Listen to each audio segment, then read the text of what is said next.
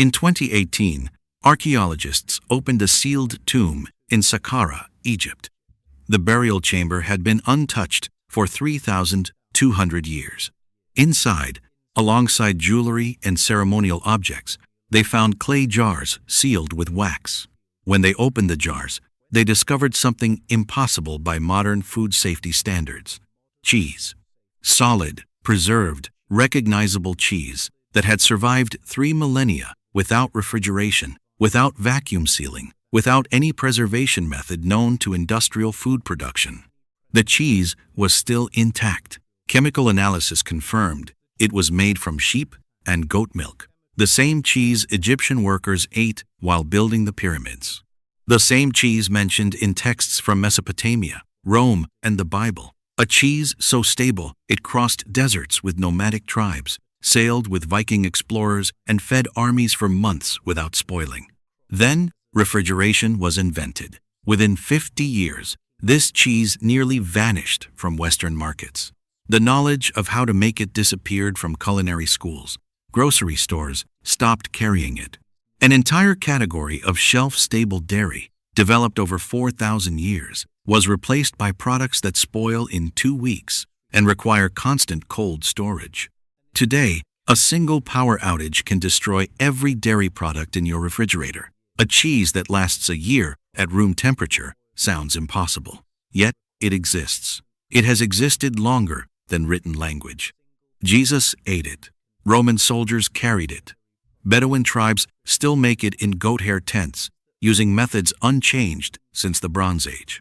The industrial dairy industry built a $200 billion global market on products that require unbroken refrigeration from factory to table. This cheese requires none of that. No cold chain. No expiration anxiety. No waste from spoilage. One batch lasts a year. Make it once. Eat it for 12 months. The question is not whether this cheese works. The question is why you have never heard of it. That subscribe button. Now, let us begin. Walk into any supermarket cheese section tonight. Count how many products require refrigeration. All of them. Read the expiration dates. Most cheeses last 2 to 4 weeks after opening. Some hard cheeses last a few months if carefully wrapped. Every single product depends on an unbroken cold chain from the moment it leaves the factory until the moment you consume it. The average American household loses 32% of the food it purchases to spoilage. Dairy products account for a significant portion of that waste. Milk spoils in a week. Yogurt lasts 2 weeks. Cheese lasts longer, but not much. The system is designed around planned obsolescence. You buy cheese, you refrigerate it, you use some of it. The rest sits in your refrigerator until you forget about it. Mold appears. You throw it away. You buy more. The cycle repeats. Revenue flows continuously. Now, imagine a different system. You make a batch of cheese in your kitchen using milk, salt, and thyme. You store it in a clay jar or a glass container at room temperature. 1 year later, the cheese is not only edible, but improved. The flavor has deepened. The texture has firmed. Nothing has spoiled. You have not used a refrigerator once. This is not speculation. This is history. The cheese is called preserved cheese, brined cheese, or most commonly by its regional names. In the Middle East, it is called jibne arabiye or jibne bayda. In the Balkans, it is sirene. In Turkey, beyaz peynir. In Greece, feta when fresh. But the preserved version is simply called aged brine cheese. The technique is ancient. Submerge fresh cheese in a saturated salt brine. The salt concentration creates an environment where spoilage bacteria cannot survive. Beneficial bacteria and enzymes continue to develop flavor, but harmful microorganisms are inhibited. The cheese remains stable at room temperature for months or years, depending on brine concentration and storage conditions. The oldest confirmed reference to cheese appears in Sumerian texts from 3000 BC. Mesopotamian administrative records document cheese rations distributed to workers. The quantities are large, suggesting the cheese was shelf-stable. Fresh cheese would not have been practical for rations distributed to workers in a hot climate without refrigeration. By 2000 BC, cheese making appears in Egyptian tomb paintings. Workers are shown pressing curds and storing cheese in sealed jars. The jars found in Egyptian tombs were sealed with wax and contained cheese preserved in brine or salt. Chemical analysis of residues from Bronze Age pottery across the Mediterranean shows traces of fermented dairy preserved in salt solutions. The technique was widespread. The Bible mentions cheese multiple times. In 1 Samuel 17:18, David brings 10 cheeses to his brothers, serving in Saul's army. The Hebrew word used is charitze hachalav, meaning cuts or slices of milk, referring to pressed cheese. These cheeses were carried across distances in a hot climate, implying they were preserved, not fresh. In 2 Samuel 17:29, cheese is listed among provisions brought to David and his men in the wilderness. Again, the context suggests a stable, portable food. The Israelites were a nomadic and agricultural people living in a region where summer temperatures regularly exceeded 100 degrees Fahrenheit. Fresh cheese would have spoiled within hours. The cheese referenced in these texts was almost certainly preserved in brine or dried and salted, the only methods available to keep cheese edible without refrigeration. The Romans industrialized cheese production. Pliny the Elder, writing in the 1st century AD, described multiple varieties of cheese, including Caseus lunensis from the Luna region, which was aged and transported across the empire. Roman soldiers received cheese as part of their rations. The Roman military supply system could not have depended on fresh cheese. The logistics of moving fresh dairy across hundreds of miles in a Mediterranean climate are impossible without refrigeration. Roman cheese was either hard-aged cheese like pecorino or brined cheese that could withstand heat and time. Historical records from the Byzantine Empire describe cheese preserved in brine as a staple food for both soldiers and civilians. Arab traders carried brine cheese across desert trade routes. The cheese accompanied caravans traveling for months between cities. No refrigeration existed. The cheese survived because the preservation method worked. By the medieval period, brine cheese was common across Europe, North Africa, and the Middle East. Monastery records from medieval Europe document cheese production in large quantities, much of it preserved in brine for storage. Monks needed food that could sustain them through winter, when fresh milk was scarce. Brined cheese solved that problem. Viking sagas mention skyr and other preserved dairy products carried on long sea voyages. While skyr is technically a cultured dairy product closer to yogurt, the principle is the same. Fermentation and salt create stability. The knowledge of preserving dairy without refrigeration was universal across cultures that depended on milk. Then, the Industrial Revolution changed everything. The first mechanical refrigeration systems were developed in the mid-1800s. By the early 1900s, refrigerated rail cars allowed fresh dairy products to be transported over long distances. The cold chain was born. With it came the possibility of selling fresh cheese, milk, and butter to urban populations far from farms. Fresh cheese commanded higher prices than preserved cheese. It was seen as a premium product. Brine cheese was associated with peasant food, with rural traditions, with the old ways. As Western countries industrialized, food culture shifted toward products that signaled modernity. Refrigeration became a status symbol. Having a refrigerator meant you were part of the modern economy. The foods that required refrigeration became desirable. The foods that did not require refrigeration were seen as backward. Cheese companies began optimizing for products that required cold storage. Fresh mozzarella, cream cheese, soft cheeses that spoiled quickly became the focus of marketing and production. Brine cheeses like feta remained available, but they were repositioned as ethnic specialty items, not staples. The knowledge of how to preserve cheese at home began to disappear from Western culinary education. By the mid-1900s, home cheesemaking had almost entirely vanished in the United States and much of Europe. People bought cheese from stores. The cheese came in plastic packaging with expiration dates. The idea that you could make cheese at home and store it for a year without refrigeration became foreign. Cookbooks stopped, including instructions for brining cheese. Home economics classes taught students how to store food in refrigerators, not how to preserve food without them. An entire generation grew up believing that cheese required refrigeration to be safe. The industrial dairy lobby reinforced this belief. Food safety regulations were written around the assumption that dairy products must be refrigerated.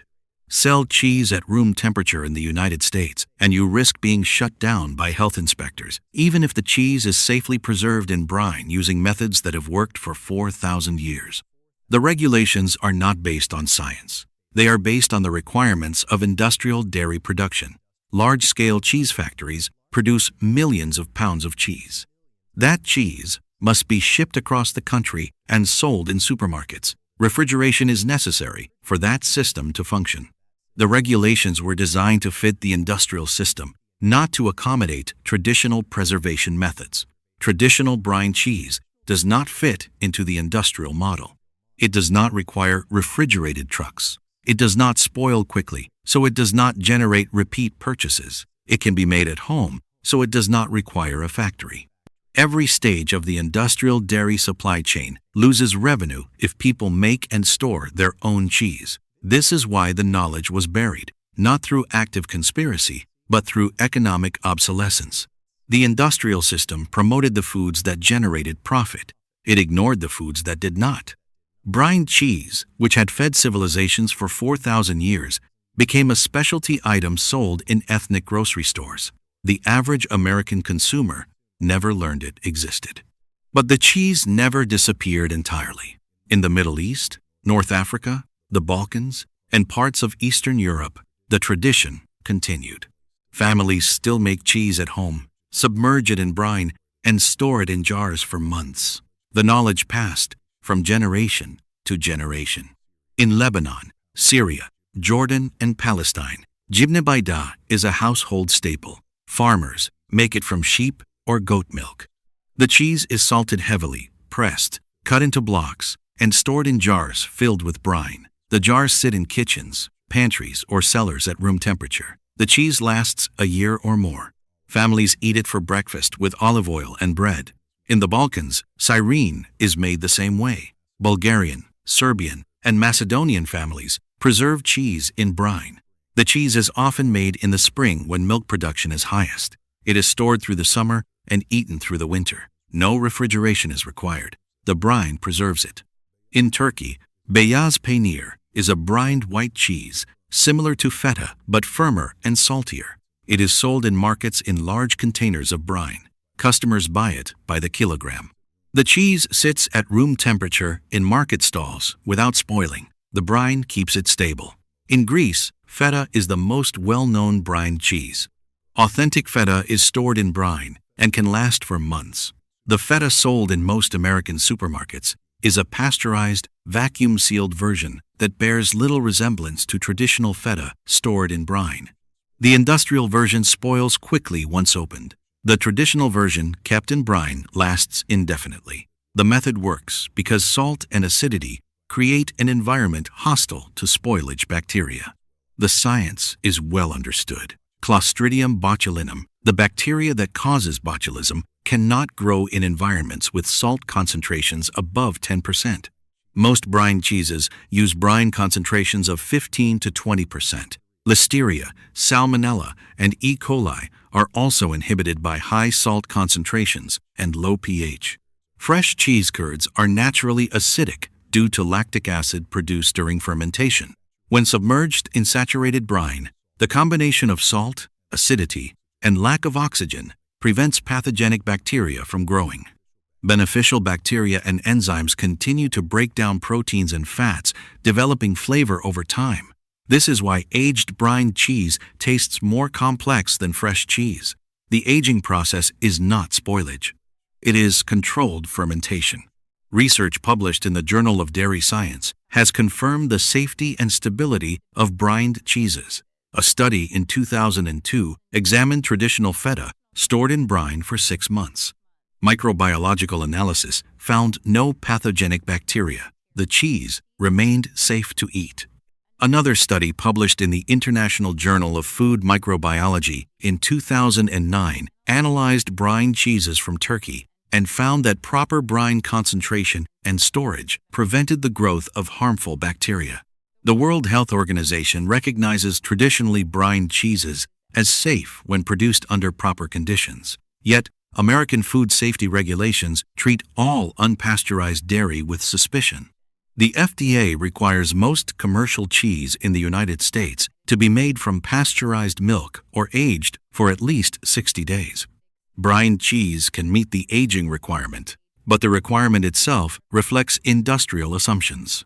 The aging rule was designed for hard cheeses like cheddar, not for brine cheeses that are safe immediately after brining due to the preservative effect of salt.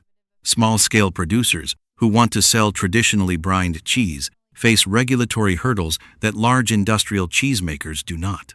The system is designed to favor pasteurized, refrigerated products. Traditional preservation methods are marginalized. This is why you can buy a block of cream cheese that spoils in 2 weeks, but you cannot easily find a jar of brine cheese that lasts a year. The market is shaped by regulations that assume refrigeration is necessary and traditional methods are risky. The opposite is often true. Industrial cheese depends on an unbroken cold chain. One breakdown in refrigeration, and the product spoils. Brine cheese is resilient. It tolerates temperature fluctuations. It does not require electricity. It is the more stable, more sustainable option, but it does not generate the same revenue as products that spoil quickly and require constant replacement. Now let me show you exactly how to make this cheese yourself. The process is simple. You need milk, salt, an acid to curdle the milk, and a container to store the cheese. The type of milk matters. Whole milk works best. You can use cow, goat, or sheep milk. Raw milk produces more flavorful cheese, but pasteurized milk works fine. Do not use ultra-pasteurized milk. The high heat treatment in ultra-pasteurization damages the proteins, and the milk will not curdle properly. Start with 1 gallon of whole milk. Pour it into a large pot. Heat the milk slowly over medium heat, stirring occasionally to prevent scorching. Use a thermometer. You want to bring the milk to 185 to 190 degrees Fahrenheit. This is just below boiling. You will see steam rising and small bubbles forming at the edges of the pot. Once the milk reaches 185 to 190 degrees, remove the pot from heat. Add an acid to curdle the milk. You have several options. Fresh lemon juice works. White vinegar works. Citric acid dissolved in water works. The amount needed is about 1/4 cup of lemon juice or vinegar per gallon of milk. Add the acid slowly while stirring gently. You will see the milk begin to separate into curds and whey within seconds. The curds are the solid white clumps. The whey is the yellowish liquid. Let the pot sit undisturbed for 10 minutes. This allows the curds to fully separate. Line a colander with cheesecloth or a clean cotton towel. Place the colander over a large bowl to catch the whey. Pour the curds and whey into the lined colander. The whey drains into the bowl. The curds remain in the cloth. Gather the edges of the cloth and tie them together to form a bundle. Hang the bundle over the bowl or sink to drain for 1 to 2 hours. The longer you drain, the firmer the cheese will be. After draining, you have fresh cheese curds. At this point, you can eat the cheese fresh. It tastes like ricotta or paneer, but fresh cheese spoils quickly. To preserve it, you need to brine it. Add salt to the cheese curds. Use about 2 tablespoons of salt per pound of curds. Mix the salt into the curds thoroughly. Press the salted curds into a mold to form a block. You can use a small plastic container lined with cheesecloth, or you can simply press the curds by hand into a rough block shape. Place a weight on top of the curds to press out more whey. A plate with a jar of water on top works. Press the cheese for several hours or overnight in the refrigerator. The goal is to create a firm block that holds its shape. Once the cheese is firm, remove it from the mold. Cut it into smaller blocks if desired. Now, prepare the brine. Mix water and salt to create a saturated brine solution. The ratio is about 1 cup of salt per quart of water. Stir until the salt dissolves. The brine should taste very salty, much saltier than seawater. Place the cheese blocks into a clean glass jar or ceramic crock. Pour the brine over the cheese until it is completely submerged. The cheese must be fully covered by brine at all times. If the cheese floats, place a weight on top to keep it submerged. Seal the jar loosely.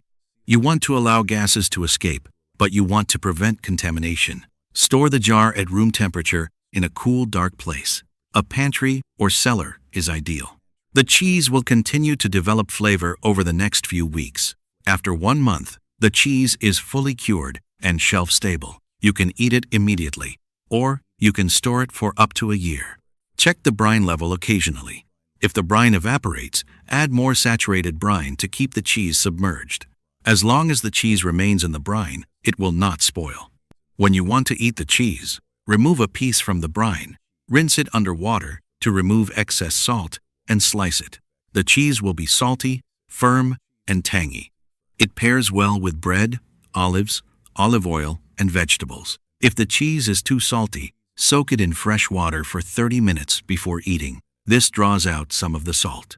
The entire process takes a few hours of active work and then months of passive aging. 1 gallon of milk produces about 1 pound of cheese.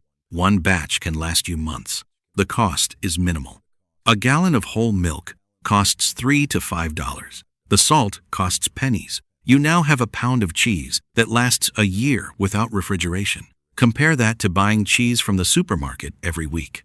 Over a year, you would spend $200 to $300 on cheese, making your own costs less than $20.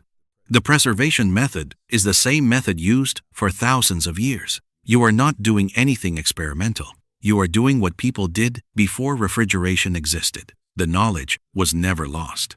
It was just buried under industrial food systems that profit from your dependence on refrigeration. Now, let me address the safety concerns, because this is where modern food anxiety collides with historical reality. People have been conditioned to fear room temperature dairy. The message has been drilled into us. Dairy must be refrigerated. Anything else is dangerous. This message serves the industrial dairy system. It does not reflect the science of food preservation. Brine cheese is safe for the same reason pickles are safe, sauerkraut is safe, and cured meats are safe. Salt and acidity inhibit spoilage bacteria. The concentration of salt in the brine creates an osmotic environment that pulls water out of bacterial cells, killing them. The acidity from lactic acid fermentation lowers the pH below the threshold where most pathogens can survive. Studies have confirmed this repeatedly.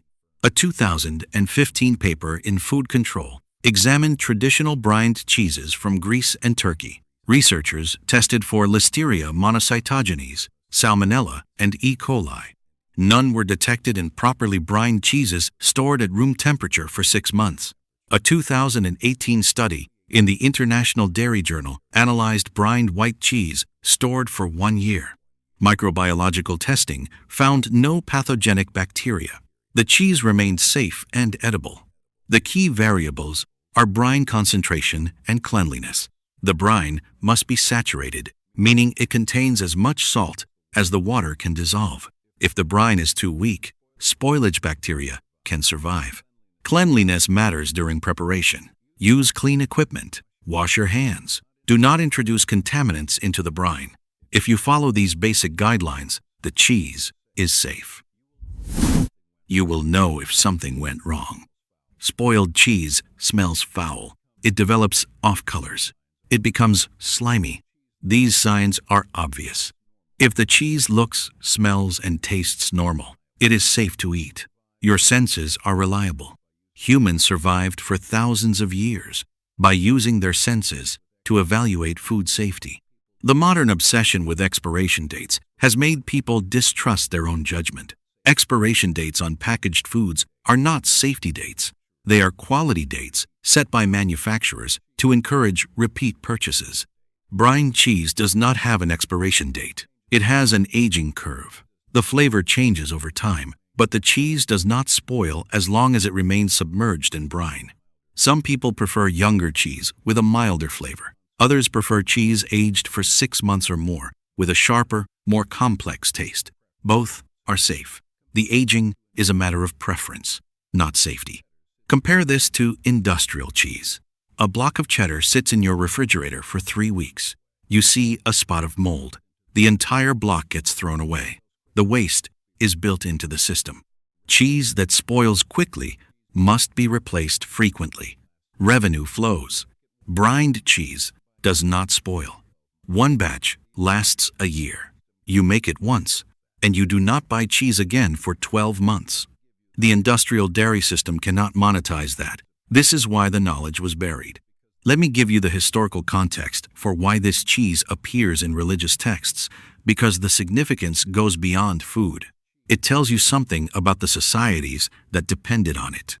When the Bible mentions cheese, it is referencing a food that was valuable, portable, and stable. In 1 Samuel 17, David brings 10 cheeses to his brothers in the army. The cheeses were brought as provisions, meaning they were expected to last. Fresh cheese would not have survived the journey in the heat. The cheese was almost certainly brined or dried. This was not a luxury item. It was a practical food that could sustain soldiers. In 2 Samuel 17, cheese appears again as part of provisions brought to David and his men in the wilderness. The context is survival. The food had to be portable, calorie-dense, and stable. Cheese met all those criteria. The presence of cheese in these texts tells you that the Israelites had mastered dairy preservation. They were living in a region with hot summers and limited refrigeration options. The only way to keep cheese edible was through brining or drying. The techniques were common knowledge. Every household would have known how to make and preserve cheese. This was not specialized knowledge held by experts. It was everyday food literacy. The same pattern appears in Roman texts. Roman soldiers received a ration called bucellatum, a type of hardtack biscuit, along with cheese. The cheese had to withstand being carried in packs for days or weeks. It had to survive heat, rough handling, and lack of refrigeration. Brined cheese was the obvious solution. Pliny the Elder wrote about Caseus lunensis, a cheese from the Luna region, which was transported across the empire. The cheese was aged and valued for its ability to travel. Roman trade networks moved cheese from Gaul to Rome, from Hispania to Britannia. None of this would have been possible without preservation techniques that kept the cheese stable. By the medieval period, cheese had become a staple food across Europe. Monastery records show that monks produced large quantities of cheese, much of it preserved for winter storage. The monks were feeding themselves year-round from seasonal milk production. Cows and goats produce the most milk in spring and summer. By fall, milk production drops. Fresh cheese made in May would not last until December without preservation. The monks used brining and aging to store cheese for months. This was practical food science. When Viking explorers sailed to Iceland, Greenland, and North America, they carried preserved dairy. Skyr, a fermented dairy product, was a staple. Brined cheese would have been another option. These voyages lasted months. The food had to be stable enough to survive ocean crossings without refrigeration. The fact that dairy products appear in Viking sagas and settlement records tells you the preservation methods worked. The consistency across cultures is striking. From the Middle East to Europe to North Africa, societies that depended on dairy developed similar preservation techniques: brine, salt, fermentation, and aging. These were universal solutions to the same problem. How do you keep milk-based foods edible in climates and conditions where refrigeration does not exist? The answer was salt and time. The Industrial Revolution disrupted this. Refrigeration created new possibilities, but it also created new dependencies. Foods that had been stable for thousands of years were replaced by foods that required constant cold storage. The shift happened quickly, within 2 or 3 generations. By the mid-1900s, most people in the United States had never made cheese at home. The skills that had been passed down for millennia were lost. The knowledge became obscure. What everyone once knew became something only specialists remembered. But the knowledge is not gone. It is still practiced in regions where refrigeration is expensive or unreliable. In rural parts of the Middle East, families still make jibne bayda the same way their great-grandparents did. In the Balkans, sirene is still a household food. In Turkey, beyaz peynir is sold in every market. sitting in brine at room temperature. These are not historical reenactments. This is living food culture. The methods work because the science works. Salt inhibits bacteria. Acidity inhibits bacteria. Time develops flavor. These principles do not change whether you are in Bronze Age Mesopotamia or a modern kitchen. The tools change. You can use a stainless steel pot instead of a clay vessel. You can use a glass jar instead of a ceramic crock. But the process is the same. Heat milk, add acid, drain the curds, salt them, press them, submerge them in brine, and wait. The waiting is the part that modern food culture has lost patience for. We are conditioned to expect instant results. Cheese that requires months of aging seems impractical, but the waiting is passive. You are not standing over the jar, monitoring it. You make the cheese, put it in the jar, and forget about it. 3 months later, you have aged cheese. 6 months later, the flavor has deepened. 1 year later, the cheese is still good. The system requires almost no effort after the initial preparation. Compare this to the effort required to maintain a refrigerator full of fresh cheese. You buy cheese, you refrigerate it. You check expiration dates. You throw away spoiled cheese. You buy more. The industrial system requires constant vigilance and constant purchasing. The traditional system requires one batch and patience. Which system is actually easier? Now consider the resilience angle. The global food system depends on electricity, refrigeration, and just-in-time supply chains. Disruptions to any part of this system cause immediate problems. Power outages spoil refrigerated food. Supply chain breakdowns leave store shelves empty. The system is efficient under normal conditions, but it is fragile under stress. The COVID-19 pandemic demonstrated this. Meat processing plants shut down. Grocery stores ran out of dairy products. People panic-bought perishable foods that spoiled before they could be consumed. The system could not adapt quickly. Traditional food preservation methods are resilient because they do not depend on infrastructure. You do not need electricity to brine cheese. You do not need a supply chain. You need milk, salt, and a jar. If the power goes out, your brine cheese is unaffected. If the grocery stores run out of cheese, you still have food. This is not survivalist paranoia. This is practical risk management. Diversifying your food sources and preserving food at home makes you less vulnerable to disruptions. Every jar of brined cheese in your pantry is one less trip to the grocery store, one less dependency on the industrial food system, one less point of failure in your food security. Historical societies understood this. They preserved food not because they were primitive, but because they were practical. They lived in a world where food security was uncertain. Harvest failures, sieges, long winters, and droughts were real threats. Preserving food was a hedge against uncertainty. Modern people have outsourced food preservation to corporations and refrigerators. The knowledge of how to preserve food at home has been lost. This makes us more vulnerable, not less. Relearning these skills is not about rejecting modernity. It is about reclaiming autonomy." End quote. The ability to make and preserve your own food is a form of power. It reduces dependence on systems you do not control. The economics are worth breaking down clearly. 1 gallon of whole milk costs approximately $4 in most U.S. markets. You get about 1 pound of cheese from 1 gallon of milk. 1 pound of artisanal brine cheese, if you can find it, costs $12 to $20 in specialty stores. Most people cannot find it at all. The closest equivalent, feta cheese in brine, costs $8 to $10 per pound. Making your own saves $8 to $16 per batch.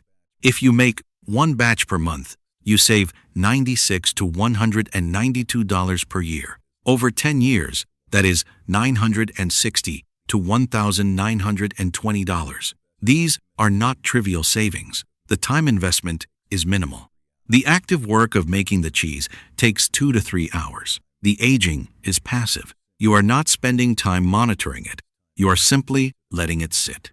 Compare this time investment to the time spent shopping for cheese every week, driving to the store, comparing prices, checking expiration dates, and throwing away spoiled cheese. The time cost of participating in the industrial food system is hidden, but it is real. Making your own cheese consolidates that time into one session every few months. The environmental cost of industrial dairy is also worth considering. Refrigerated trucks transport cheese from factories to distribution centers to stores. Every stage requires electricity. The carbon footprint of a block of supermarket cheese includes production, refrigeration, transport, and retail refrigeration. Brine cheese made at home has almost no carbon footprint. You heat milk on your stove. You store the cheese at room temperature. No transportation, no industrial refrigeration. The environmental difference is significant. If a meaningful percentage of households made their own brine cheese, the reduction in dairy, transportation, and refrigeration energy would be measurable. This will not happen because the industrial dairy lobby will never promote a product that undermines its business model. But the option exists for individuals. One final layer of this story is worth understanding. The disappearance of brine cheese from Western food culture is part of a broader pattern of food knowledge loss. Over the past 150 years, the industrialization of food has severed the connection between people and their food sources.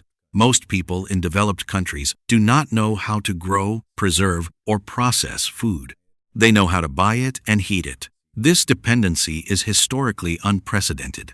For the vast majority of human history, food knowledge was universal. Everyone knew how to preserve food because survival depended on it. The rise of industrial food created convenience, but it also created ignorance. People stopped making cheese at home because they could buy it cheaply. Then the knowledge of how to make it disappeared within a generation. The same pattern happened with bread, fermented vegetables, cured meats, and preserved fruits. Skills that were once universal became niche. What everyone once knew became something only hobbyists and artisans practiced. The result is a population that is completely dependent on industrial food systems. This dependency is profitable for corporations, but it is a vulnerability for individuals. Relearning traditional food preservation is not nostalgia, it is risk management. Every skill you recover is one less dependency on systems you do not control. Brine cheese is one skill among many, but it is an important one. Dairy is nutrient-dense and valuable. The ability to preserve dairy without refrigeration gives you access to protein, fat, and calcium in situations where refrigeration is unavailable or unreliable. The knowledge is simple. The tools are basic. The ingredients are accessible. The only barrier is awareness. Most people do not know this cheese exists. They have never been told. The industrial food system does not promote it. Culinary schools do not teach it. Food media ignores it. The cheese exists in the margins, in ethnic grocery stores, in immigrant communities that never lost the knowledge, but it is available to anyone willing to learn. The pattern is the same as every other buried food tradition. Coffee alternatives like chicory and dandelion were displaced by industrial coffee. Amaranth was erased by the Spanish and replaced by wheat. Brine cheese was displaced by refrigerated cheese. In every case, the traditional food was superior in some way. Chicory and dandelion are free and self-seeding. Amaranth is more nutritious than wheat and self-seeds aggressively. Brine cheese lasts a year without refrigeration. But in every case, the traditional food did not generate the same revenue as the industrial replacement. Chicory does not require annual purchases. Amaranth does not require seed companies. Brine cheese does not require refrigeration infrastructure. The foods that empower individuals to feed themselves are systematically marginalized by economic systems that profit from dependence. This is not conspiracy. It is structure. The market rewards products that generate recurring revenue.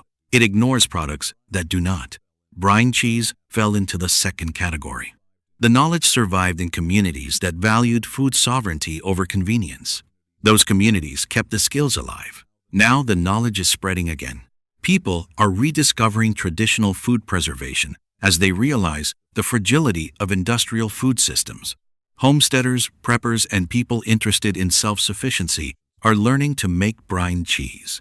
The skills are being documented online, shared in videos and blogs, and passed to a new generation. This video is part of that process. You now know that cheese can last a year without refrigeration. You know the method is ancient, safe, and simple. You know the industrial food system buried this knowledge because it could not profit from it. What you do with that knowledge is up to you. You can continue buying cheese that spoils in 2 weeks and depends on an unbroken cold chain. Or you can make a batch of brine cheese, store it in a jar, and eat it for the next year. The choice is individual, but the implications are collective. Every person who learns to preserve food at home weakens the grip of industrial food systems. Every jar of brine cheese is a small act of food sovereignty. The recipe is in this video. The science is documented. The history spans 4,000 years. Jesus ate this cheese. Roman soldiers carried it. Bedouin tribes still make it. The knowledge was buried, but it was never lost. It was waiting in clay jars in Egyptian tombs, in monastery records, in the kitchens of families who never forgot. Now it is waiting in your kitchen. 1 gallon of milk, salt, thyme. That is all it takes to make cheese that lasts a year without refrigeration. The industrial dairy system spent a century convincing you this was impossible. It is not impossible. It is inevitable once you understand how it works. The cheese has been feeding people since before refrigeration was invented. It will continue feeding people long after the industrial food system collapses under its own fragility. The only question is whether you will be one of the people who knows how to make it. Subscribe to Garden Explained with Harry. Click the bell so you never miss what we uncover next. The ancient foods are not gone. They are buried under supermarket aisles and food safety regulations designed to protect corporate profits, not your health. We dig them up, 1 jar at a time. See you in the next one.